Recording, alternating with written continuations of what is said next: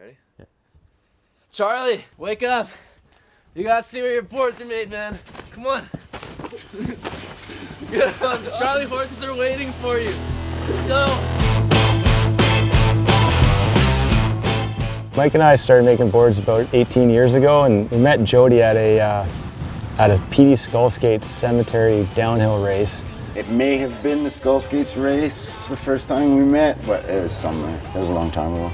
He had made this lowrider board, like a drop-down board, and we had made all kinds of crazy different shapes and stuff, and so we just hit it off and started talking. Basically decided to start working together. Jody was making boards out of his garage in this cool small town called Kimberley. Pretty much stayed here my whole life, since 5. Good ski hill, small town, friendly people. Started as a mining town, that's how it grew, but they closed the mine down a fair bit ago, 80s. I'd like to see more industry in town, more actual products being made. That's where I'm hoping it goes. That's where it started. We used to have raw commodities to leave this town like crazy, and that brought money into the town. The population of Kimberley probably doubles or triples during the July Fest when Jody puts on the race right in the heart of downtown Kimberley. This is year 14. It's just a super steep, rough road. 15% grade with potholes and gravel and hairpins, and it's about a 45-second exciting bomb. Everyone has a lot of fun, and it's free. 2015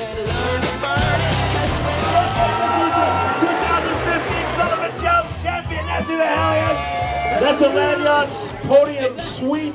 So we sponsored the race for 14 years and continued working with Jody while he was developing and designing crazy boards out of his garage. We tried to develop a hollow board for years, but never got it right, and then Jody came up with HollowTech and nailed the construction and the process. The theory is basically a tube. A tube is about 90% the strength of a solid rod. So I just based it all on that theory. By removing that material in the middle and leaving a channel type pocket that's fully tubed and boxed in, I might be losing between 5 and 10% of the strength. At the same time, we lightened it up about 20 to 30%.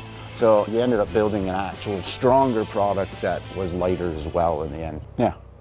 Pockets, they're good. The boards were really expensive for Jody to make in his garage. We figured that if we worked together, we could build some kind of factory that specialized in making these hollow boards and take it to the next level and make these boards at a reasonable price for people. And so that's basically how it started.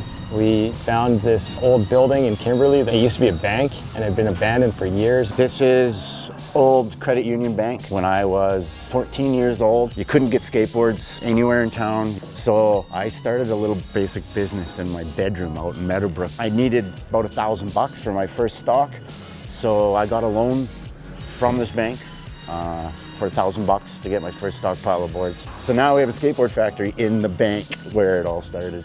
We had the space, we had the idea, and basically Jody started building these CNC machines with some of the guys in Kimberley. The whole community kind of came together and started working on this factory, and it's pretty cool because we provided a lot of jobs for people in Kimberley, and the idea was just to make basically the best skateboard factory in the world on a small scale though. It's kind of like a microbrewery of skateboard factories.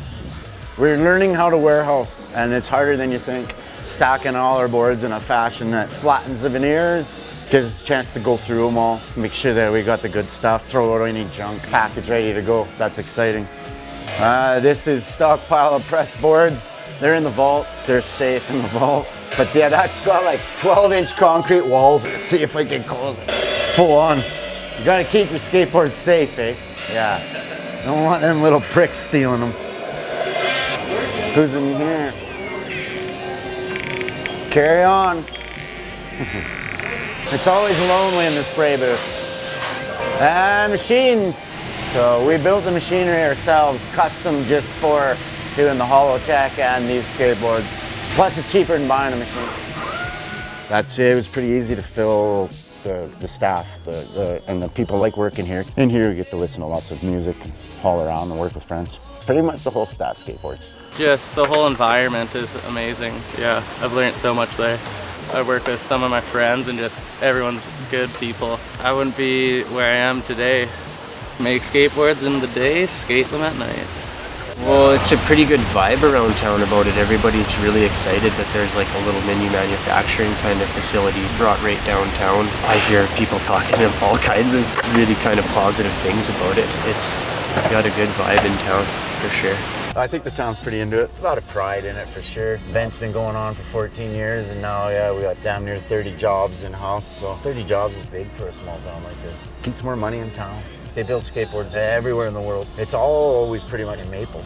And then they're just shipping a product back to us. So we might as well be making these products here ourselves. This brings some jobs and keeps some money in town here and helps this community grow.